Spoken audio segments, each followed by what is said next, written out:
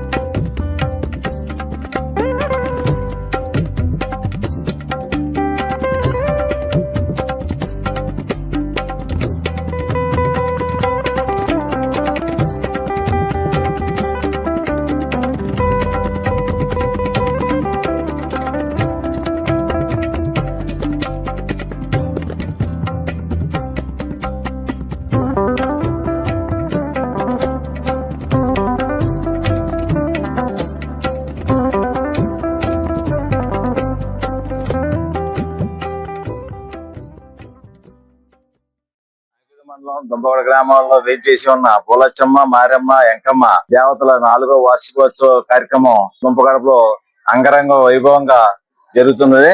ఈ కార్యక్రమానికి ఇచ్చేసిన భక్తులందరికీ మా శుభాకాంక్షలు, మా అభినందనలు తెలియజేస్తున్నాం.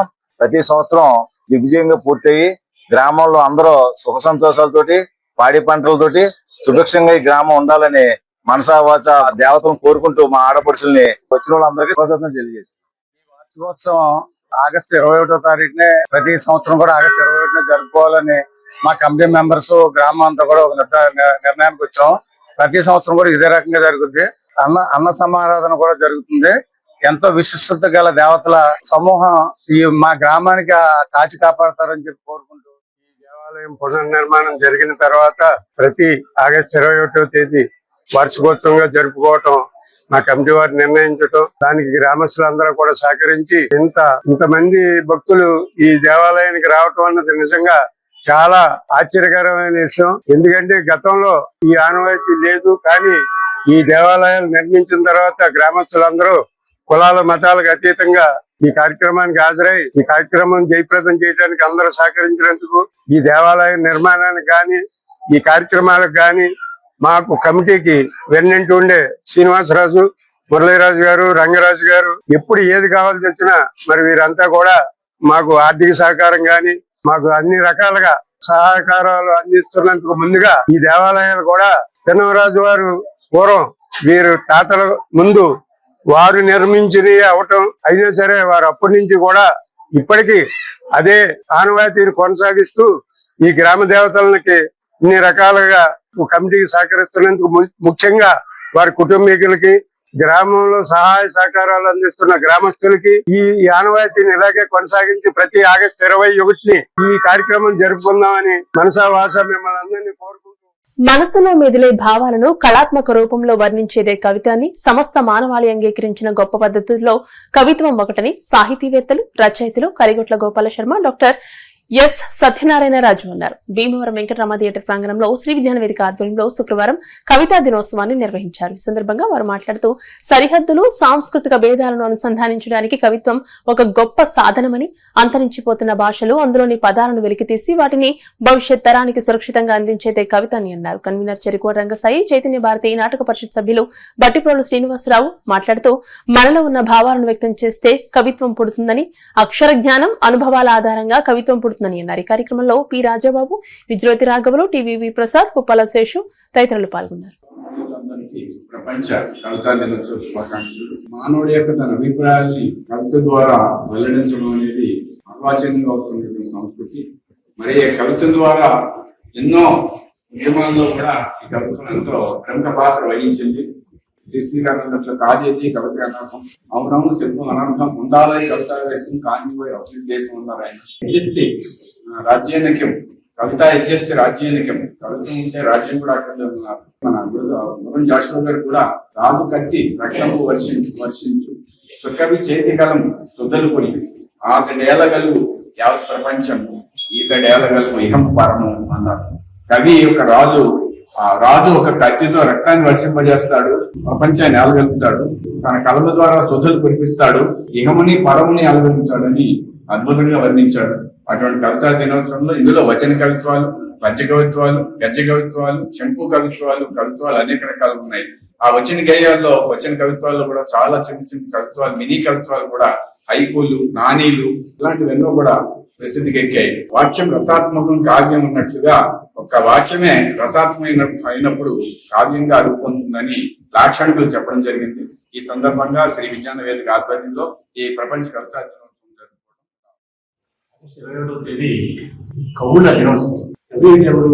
అపారే కావ్య సంసారే కవిరేక ప్రజాపతి అని. అపారమైనటువంటి ఈ కావ్య సంసారంలో బ్రహ్మ మరెవరో కాదు కవి. తన యొక్క మేకతోటి, ఆయన యొక్క భావావేశంతో, కల్పనతో అతను సృష్టించేదే కవిత్వం.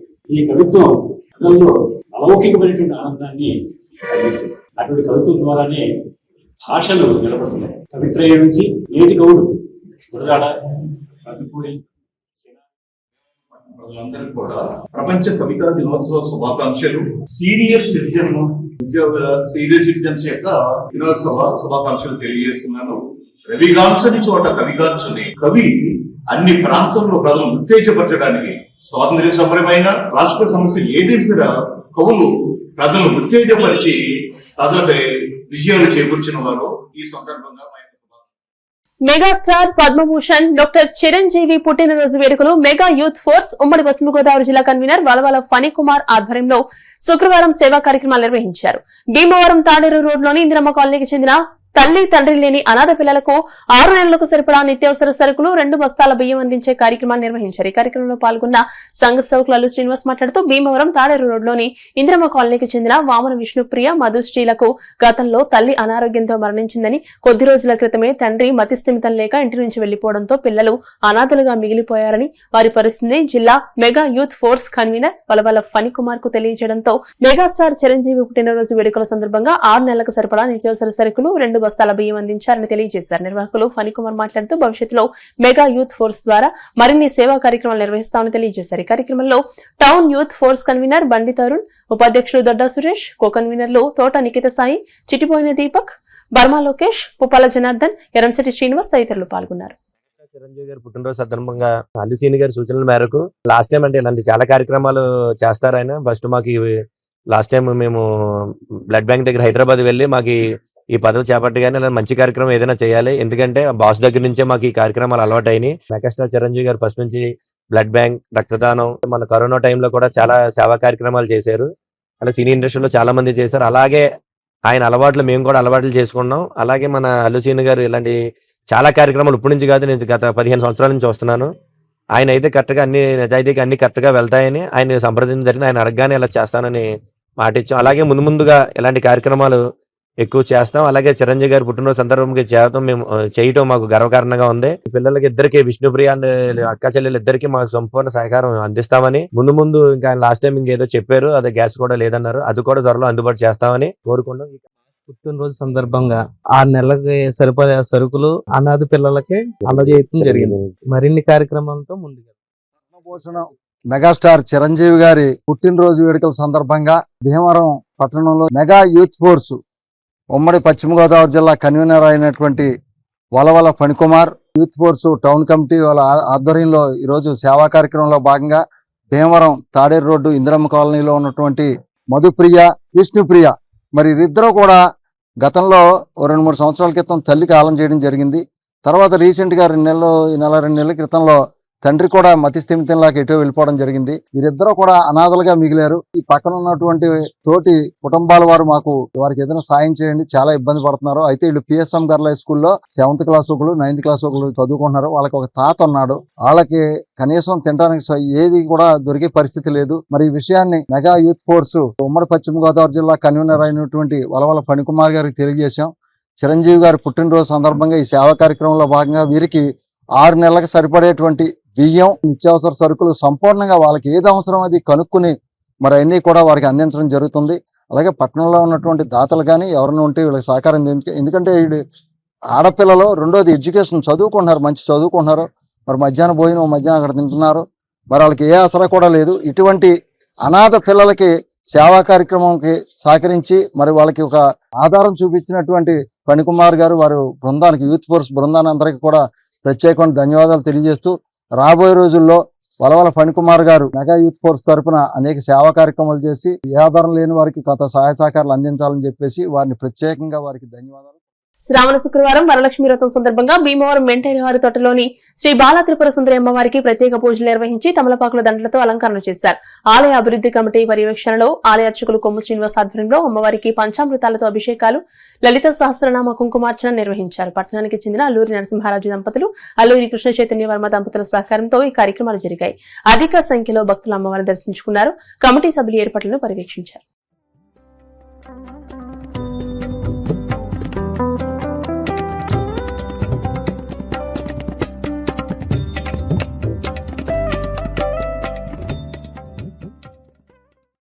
శ్రీచక్ర సహిత బలార్థ సంభవ ఆలయంలో ఆలయ అభివృద్ధి కమిటీ వారి ఆధ్వర్యంలో దాతల భక్తుల సహకారంతో ఈ రోజు శ్రావణ శుక్రవారం చాలా విశేషమైనది. అందరూ దీర్ఘశమంగా ఉండాలని, అందరూ వ్రతం చేసుకుని అమ్మవారికి అనుగ్రహం కలగాలని, అలాగే బలార్థ సంభవాలకు అనుగ్రహం కలగాలని చెప్పి అమ్మవారికి ఈ రోజు చాలా విశేషమైనది అర్చనా కార్యక్రమాలు, కుంకుమ పూజలు, విశేష అర్చనా కార్యక్రమాలు జరిగాయి. అందులో భాగంగా అమ్మవారికి సుమారుగా 200 తమలపాకు దండలతో అమ్మవారికి విశేషంగా అర్చన జరిగింది, అలంకారం జరిగింది. అలంకారం దాతలు శ్రీరాంపురం వాస్తవులు, డిఎన్ఆర్ కాలేజీ రిటైర్మెంట్ అయిన మాస్టర్ గారు అల్లూరి నరసింహరాజు గారు దంపతులు, వాళ్ళ కుమారుడు అల్లూరి కృష్ణ చైతన్య వర్మ గారు రాజుగారు వాళ్ళ దంపతుల సహకారంతో అమ్మవారికి ఈరోజు తమలపాకులతో విశేషంగా అర్చన జరిగిన. అందరూ కూడా పచ్చగా ఉండాలని, అమ్మవారి అనుగ్రహం కలగాలని మరి ఈ రోజు వాళ్ళ దంపతుల సహకారంతో అమ్మవారికి తమలపాకులతో అలంకరణ జరిగింది. అమ్మవారు అందరూ కూడా అమ్మవారిని దర్శించి అమ్మవారికి అనుగ్రహాన్ని పొందవలసిందిగా కోరుతూ ఆలయ అభివృద్ధి కమిటీ వాళ్ళకి ఆలయ అభివృద్ధికి మీ సహకారం అందించి, అలాగే 3వ శుక్రవారం నాడు సామూహిక వరలక్ష్మి వ్రతాలు ఏర్పాటు చేశారు. వ్రతంలో కూర్చున్న మొత్తం ముందుగా మీ పేరు నమోదు చేయించుకోవాలి. ఎవరైతే 108 మంది మాత్రమే ఎవరైతే పూజలో కూర్చుంటారో వారికి జాకెట్ పీసు, పసుపు కొమ్ము, గాజులు ఇవ్వడం జరుగుతుంది. కాబట్టి 108 మందికి అవకాశం ఉంది. కాబట్టి ముందుగా మీ పేరు నమోదు చేయించుకుని ఆ వరలక్ష్మి వ్రతంలో పాల్గొని అమ్మవారికి అనుగ్రహాన్ని పొందవలసిందిగా కోరుతున్నాం. వృద్ధులు చట్టాలను సద్వినియోగం చేసుకోవాలని తహసీల్దార్ దర్శిక వంశీ అన్నారు. ఆకువీడు సాయిబాబా మందిరంలో జాతీయ వృద్ధుల దినోత్సవం సందర్భంగా అన్నదాత సర్ ఆర్థర్ కాటన్, ఆకువీడు మండల senior citizen welfare association, Akividu ఆదర్శ లయన్స్ క్లబ్ సంయుక్త ఆధ్వర్యంలో వృద్ధుల చట్టంపై అవగాహన కార్యక్రమం నిర్వహించారు. ఈ సందర్భంగా జాతీయ వృద్ధుల దినోత్సవం పురస్కరించుకుని ఆదర్శ లయన్స్ క్లబ్ కార్యదర్శి Ganesh medical store fancy Kolla Kishore తన తండ్రి కొల్లా మోహన్ రావు జ్ఞాపకార్థం వృద్ధులకు దుప్పట్లు పంపిణీ చేశారు. ఈ కార్యక్రమంలో పీడీజీ సంఘ అధ్యక్షులు ఎంఎస్ రాజు, అన్నదాత Sir Arthur Cotton senior citizen welfare association అధ్యక్షుడు బొబ్బిలి బంగారయ్య, క్లబ్ అధ్యక్షులు మార్టిన్ బాబు, కార్యదర్శి కొల్లా కిషోర్, ట్రెజరర్ ఐబీవీ సత్యనారాయణ, ఉత్తరలి నరసింహారాజు, అడవి సుబ్బారావు, పల్లి అప్పిరెడ్డి, నెల్లి సతీష్ కుమార్ తదితరులు పాల్గొన్నారు.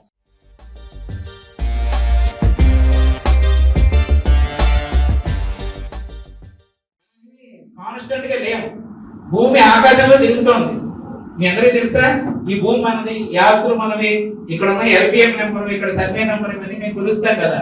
ప్రతి క్షణం మూవ్ అయిపోతుంటుంది భూమి. సాయిబాబా గుడి ఇక్కడ ఉంది కదా, నేను వచ్చినప్పుడు ఇక్కడ లేదు, ఇప్పుడు నేను మాట్లాడుతున్నప్పుడు కూడా ఇక్కడ లేదు, తిరుగుతూ ఉంటుంది. ఈ తిరిగే దాంట్లో అంతా శాశ్వతమని మనం అందరం బాధపడిపోతూ ఉంటాం. ఈ రోజు వృద్ధులందరికీ ఇక్కడ చెప్పేది ఏంటంటే, దీంట్లో 2 రకాలు ఉన్నారు. ఆస్తి ఉన్నవాళ్ళు, ఆస్తి లేని వాళ్ళు. ఆస్తి ఉన్న వృద్ధులకి చాలా ప్రాబ్లమ్స్ ఖచ్చితంగా అవన్నీ మా దగ్గరికి వస్తాయి. సో నిజంగా ఆస్తి ఏంటంటే డాక్టర్ గారు ఎంతగా చెప్పారు, 21 మన జాతీయ వృద్ధుల దినోత్సవంగా మనం జరుపుకోవడం జరుగుతుంది. ఆ సందర్భంగా వృద్ధుల చట్టం 2007లో వచ్చినటువంటిది. వృద్ధుల వేధింపుల నివారణ, వేధింపులు లేకుండా చట్టం తీసుకురావడం జరిగింది. ఆ చట్టంపై అవగాహన కోసం ప్రతి సంవత్సరం కూడా మనం ఎన్నో కార్యక్రమాలు చేసుకోవడం జరుగుతోంది. ముఖ్యంగా ఆగస్టు 21, అక్టోబర్ 1, 2007లో మనకు వచ్చినటువంటి చట్టం మీద అవగాహన కోసం డిసెంబర్ 29 మనం ప్రభుత్వం వారు తీసుకురావడం జరిగింది. ఇవి అన్ని కూడా మనం లో సర్దార్ కాటన్ ఈ సీనియర్ సిటిజన్స్ అసోసియేషన్ ఏర్పాటు చేసినప్పటి నుంచి కూడా దాదాపు 100కు పైగా మనం ఈ కార్యక్రమాలన్నీ కూడా నిర్వహించుకోవడం, ప్రతిసారి కూడా దీనికి సంబంధించినటువంటి ప్రముఖుల్ని ఆహ్వానించి వారి ద్వారా మనం ఈ అవగాహన కార్యక్రమాలు చేయడం కూడా జరిగింది. ఇంకా ప్రతిసారి కూడా ఎన్నో కంప్లైంట్స్ వస్తూనే ఉన్నాయి. గవర్నమెంట్ వారు మన నేషనల్ గవర్నమెంట్ సెంట్రల్ లో ఎన్నో దీన్ని నివారించడానికి అనేకమైనటువంటి చట్టాలను తీసుకురావడం జరుగుతున్నాం. దీని తర్వాత ప్రపంచ ఉర్దూ దినోత్సవం అక్టోబర్ 1 వస్తుంది. ఆగస్టు 16 ఉర్దూ సంవత్సర పరిష్కార దినం పెట్టారు. జూన్ 15 ఉర్దూలో ఏది దినం ఒకటి పెట్టారు. కాబట్టి అన్ని కార్యక్రమాలు కూడా చేసుకుంటూ మేము సంఘం పెట్టి 2012లో జిల్లాలో పెట్టాం. అప్పటి నుంచి కూడా 108 కార్యక్రమాలు, ఇది 108వ కార్యక్రమం అంటే ఇక్కడ మేము చేసేది. 108 కార్యక్రమాలు చేశాం. మధ్యలో కొంచెం ఇబ్బందుల వల్ల లయన్స్ క్లబ్ డాక్టర్ గారు సూచన ప్రకారం లయన్స్ క్లబ్ లో పెట్టాం.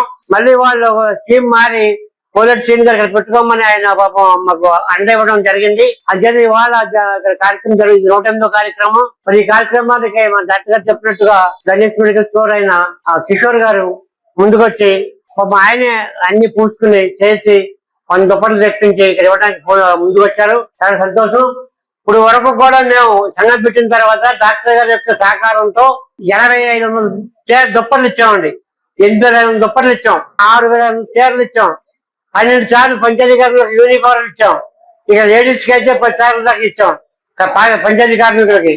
ఈ పంచాయతీ కార్మికులకి ఇచ్చే యూనిఫారం లో పంచాయతీగా ఉన్నప్పుడు మన డాక్టర్ గారు ప్రతి సంవత్సరం కూడా వాళ్ళకి యూనిఫారం ఇచ్చేవారు. పాలకొల నుంచి కూడా కాకి బట్టలకు తెప్పించేవారు. అలాగే అత్రెడ్డి గారు ప్రతి సంవత్సరం ఒక కార్యక్రమం 2 కార్యక్రమాలు నిర్మల్ చేసుకుని మాకు అండగా ఉంటూ చేస్తున్నారు. అప్పీల్ చేయాలి, 30 days లో యాక్షన్ తీసుకోవాలి. అలా కాని పక్షంలో జిల్లా కలెక్టర్ గారికి అప్పీల్ చేయాలట. 90 days లో మీ సమస్య అనేది పరిష్కారం. ఏమి కూడా బాధపడి మౌనంగా ఉండవలసినటువంటి పని లేదు. ప్రతి దానికి చట్టం వెనుక ఉంది, రక్షణగా ఉంది. అందుకని చట్టం యొక్క ఏంటంటే పోషణ, రక్షణ, వృద్ధుల యొక్క రక్షణ, పోషణ, సంరక్షణ, ఇవన్నీ కూడా ఈ చట్టంలో క్లాజెస్ ఉన్నాయి. కాబట్టి గుర్తుపెట్టుకోండి. మరి పెద్దవారు ఇటువంటి సంఘాలు ఉన్నాయి, మీ తరఫున పోరాటం చేస్తారు. మీరు ఏ విధమైనటువంటి నష్టంకి గురి అవ్వాల్సినటువంటి పని లేదు. నేను చిన్నప్పుడు తాతామనోడు అనే ఒక సినిమా చూశాను. దాంట్లో ఒక చక్కని ఒక నీతి ఏంటంటే, తండ్రి ఏం చేస్తాడంటే వాళ్ళ నాన్నని చాలా ఇబ్బంది పెడతాడు, ఆహారం సరిగ్గా పెట్టడు. అతను పెట్టినటువంటి ప్లేట్ ని ఎక్కడ దూరంగా పెట్టేస్తాడు. ప్రతిరోజు ఆ ముసలాయిని ఆ ప్లేట్ పట్టుకుని రావాలి. దాంట్లో కొంచెం అన్నం పెడితే ఎక్కడో పెట్టేస్తారు, అక్కడ తింటాడు అతను. ఈ కుర్రోడు మనోడు దాన్ని గమనిస్తాడు, ప్రతిరోజు చూస్తూ ఉంటాడు. ఒక రోజు ఏం చేసేది తెలుసా, దీన్ని పెద్దోడు అయిపోయిన తర్వాత మీకు కూడా ఈ ప్లేట్ లోనే పెట్టాలి కదా భోజనం. దాన్ని మీకు ఈ ప్లేట్ ఉపయోగించాలి కదా. మీ నాన్నకి ఈ ప్లేట్ లో పెట్టారు కదా, ఇటువంటి ప్లేట్ లో, కాబట్టి నీకు కూడా ఈ ప్లేట్ లో నేను పెట్టడానికి ఈ ప్లేట్ నేను జాగ్రత్తగా రాస్తున్నాను. వార్తలు ముగించే ముందు ముఖ్యాంశాలు మరోసారి. చినామిరం గ్రామం కొత్తపేటలో శ్రీ కోదండరామాలయ పునర్నిర్మాణానికి శంకుస్థాపన, కొబ్బరికాయ కొట్టి పూజా కార్యక్రమాలు నిర్వహించిన ఎమ్మెల్యే అంజిబాబు.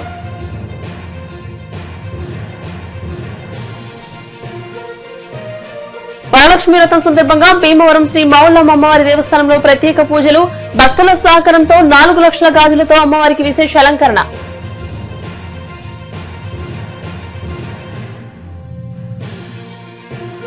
శ్రావణ మాసం 2వ శుక్రవారం వరలక్ష్మి వ్రతం సందర్భంగా పలు ఆలయాల్లో ప్రత్యేక పూజలు, ప్రత్యేక అలంకరణలో ఉన్న అమ్మవార్లను దర్శించుకుని తరించిన భక్తజనం.